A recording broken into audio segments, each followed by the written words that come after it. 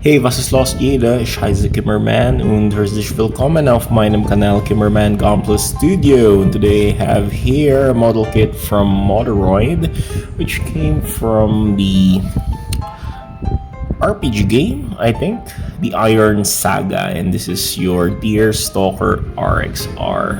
And this is a tall kit. It's my first time to see model kit from Moderoid that is tall, and I think this is the only kit, if I'm not mistaken. I know this is the one of the kit that has a scale, which is 1/100 scale. Second is the Sabungo, the 1/100 scale Sabungo. So this is the 1/100 scale, yep. Because most Moderoid is a non-scale or a non-grade model kit. So this is around 21 centimeters. Yes, and a tall kit, honestly. So this is taller than your average master grade kits, and this is around the height of Yakushiki, something like that. So what I see with this kit is it looks so Gundamish. It has a deep resemblance with Sinanju Stein from Gundam Narrative or the Gundam Unicorn. And the color scheme of this kit is nice to me. Gray and indigo color and dark gray. Yep, these are dark gray. And the weapons is not so conventional. This has somehow a V-fin or fin funnels. What I mean fin funnels, yes. It has a fin funnel-ish type of weapons, and the cloak deeply resembles from Gundam Age, something like that. So let's go with the specs of this kit. So even though this kit is a tall kit or a big kit, it's not that complicated to build. To be honest, this has specs of about a high grade, a big high grade kit, like the 1/100 high grade scale model kit from Bandai. And it's not that complicated build.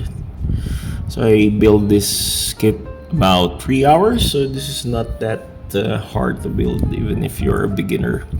But just be careful with the pointy parts and this part here for the cloak. I call it a cloak. This is a bit brittle. Most parts, especially the connector piece here in the front skirt, are brittle, so be careful. So let's go with the articulation of the kit. So the kit here can do some head turn like that. The head here can do some head turn, but not 360 degrees, because there's this structure on the neck that hinders the chin from rotating 360 degrees. And there we got some pre-painted part there, which is the pink, the neon pink on the eyes. And this feature really looks Sinanju-ish silhouette, so it looks really like a mono eye model kit from Bandai. And there in the shoulder, actually this cloak here is connected on ball joint, but I will not remove this because the ball joint here somehow got stuck, and you can see there the peg connecting the ball joint there is really thin. I don't like to force it, might get snapped. So I cannot pose this kit very well because of this structure. And there on the shoulder armor, so this is part of the shoulder armor, the cloak. supposed to be we can remove that, but in this case I will not do so because of this tight ball joint attached on the socket there, and I'm very scared of removing that because I might break the peg there. The peg is very thin. Anyway, it can the arms can do some 360 degrees rotation if we are about to remove this, and the elbow can bend up to this far. So this is a double jointed elbow, and the hand here I change it from the Darling Decal hand. So this is already modified, so I cannot turn it because I put some glue there. My bad. I put the hand or the peg with some wet glue. I didn't notice that, so now it gets stopped. I might break that. Anyway, it's like that. Okay, so there. The ab cannot do ab crunches, even though it looks to have or the ability to do crunches, but no, there is a blocky abdomen there, cannot do so. And the joints are really stiff. I cannot do rotation on the hips now. I don't know why. Maybe the plastic got cemented with each other, so I cannot do so the rotation. Anyway, we got here the front skirt. So the front skirt here is very delicate, so be careful when moving that because the peg here is really fragile. So this is the early releases of Moderoid, where most pieces are brittle, unlike with the new releases that is strong enough. And underneath, this is really annoying. I don't like to see this design here under the crutch here. It's very annoying, but this is the connector for your action base, and we can make the kit kick up to this far. Yep, and kick back to this far only, but because it is hindered by the back skirt here, this back skirt is fixed and can't move. The knees can bend up to this far, so it is double jointed, but I'm very annoyed with this joint here. They're so hollow. I wish Moderoid made this a bit blocky, not this kind of hollowish thing, so it looks very annoying. Yep, really annoying, promise. Then there. The hands, or the feet rather, can do some movement like that. It's very flexible because of the ball joint there. So this is a ball and socket, and it can do some plantar extension like that. And the feet is really nice. It looks feminish, and it's like wearing a Prada there.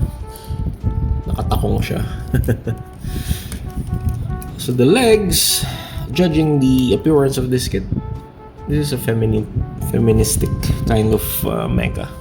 I guess the pilot of this kit is a female, so it suits her because she is a female like that.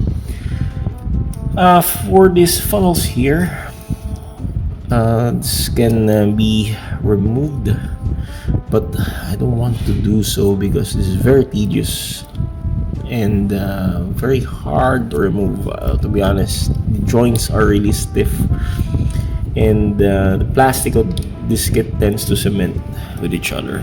Anyway, you can remove that, but unfortunately, Moderoid didn't provide any further action-based stand for this.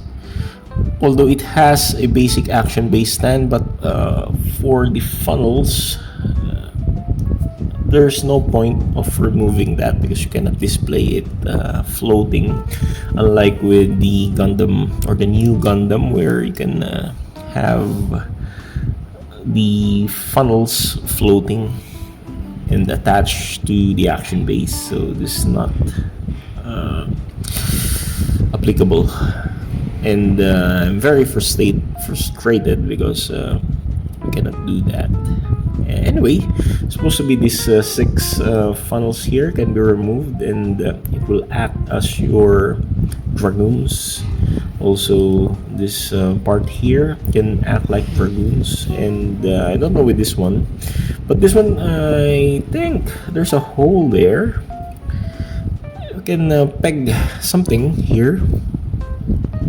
That's what I observe. You can peg a weapon here, maybe a sword or anything, but Moderoid didn't provide anything for that.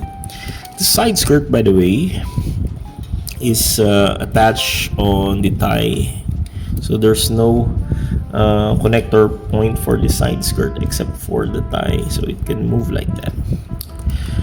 The weapon for this kit is this very long rail gun here, rail cannon, and it's even taller than the kit. As you can see there, it's even taller than the kit, and this is a bit heavy, very heavy to lift, and you need to put this stand here for the kit to hold the gun.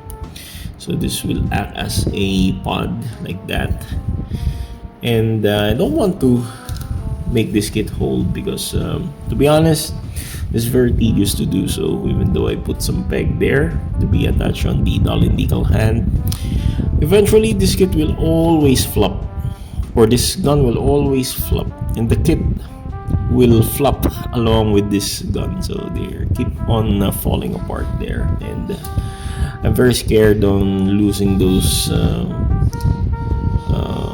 panels here. If it flops forward, it will gonna break there. Anyway, let's go check some size comparison. For size comparison, let's compare it with the average master grade size Gundam, a 1/100 scale here. So this is taller than your average Gundam model kit, and let's compare it with the 1/100 scale high grade kit here, the Gundam Maxter. So Gundam Maxter is shorter than the two, and let's compare it with another 1/100 scale kit from Orange Cat Industry, the Cassowary, and so they are almost the same height, almost, because of this shoulder armor here, but head height still Cassowary is taller than the Stalker. Again, thank you so much for watching this review, and see you next time for more reviews. This is Kimmerman from Kimmerman Gunpla Studio saying masalama, paalam sa inyong lahat, sayonara, auf Wiedersehen.